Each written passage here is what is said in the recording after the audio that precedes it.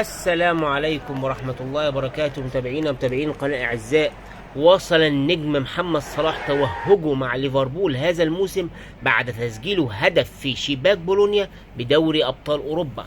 حقق صلاح رقم قياسي بعدما أصبح أكثر لاعبي أفريقيا تسجيلا للأهداف في الأدوار الرئيسية بعدما وصل إلى 45 هدف. كما نجح محمد صلاح في تحقيق رقم قياسي عندما أصبح أول لاعب في تاريخ ليفربول يسجل في 5 مباريات متتالية على ملعب الأنفيلد. وجاءت أرقام محمد صلاح بعد تسجيل هدف وصناعة آخر أمام بولونيا في دوري أبطال كالآتي: تخطى دروجبا بالوصول للهدف رقم 45 في الأدوار الرئيسية بدوري أبطال أوروبا، ليتخطى المهاجم الإيفواري دروجبا صاحب ال 44 هدف. صلاح كان قد سجل 4 أهداف أخرى في الأدوار التمهيدية. محمد صلاح أول لاعب في تاريخ ليفربول يسجل في 5 مباريات متتالية في دوري أبطال أوروبا على ملعب الأنفيلد، وسجل ضد أياكس ورينجرز ونابولي وريال مدريد في موسم 2023-24 واليوم أمام بولونيا.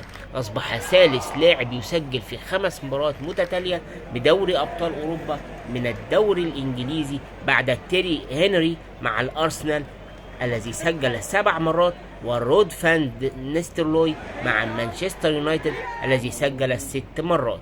ساهم في 11 هدف خلال 9 مشاركات هذا الموسم، سجل 6 وصنع 5.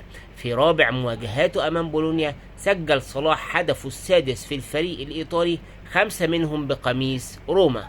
بولونيا هو الفريق رقم 25 الذي يهز صلاح شباكه أوروبيا بقميص ليفربول.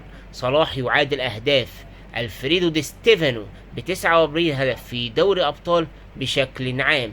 سجل صلاح هدف وصنع آخر في فوز ليفربول على بولونيا بهدفين دون مقابل. وكذلك حقق ليفربول العلامة الكاملة عقب مرور جولتين من دوري أبطال أوروبا ليصبح في المركز الخامس بفارق الأهداف. وتعتبر تلك هي الجولة الثانية من منافسات دوري أبطال أوروبا بنظامها الجديد، حيث تقام النسخة الجارية من الموسم بنظام جديد إذا تم تقسيم 36 فريق على 4 مستويات، يلعب كل فريق أمام 8 منافسين، ويتأهل أول 8 أندية مباشرة إلى ثمن النهائي، بينما الفرق من التاسع لل24 ستلعب ملحق ليتأهل 8 أندية أخرى لثمن النهائي. ويلعب ليفربول أمام كل من لايبزيج وباير ليفركوزن وريال مدريد وجيرونا وليل وإندهوفن على الترتيب. والسلام عليكم ورحمة الله وبركاته.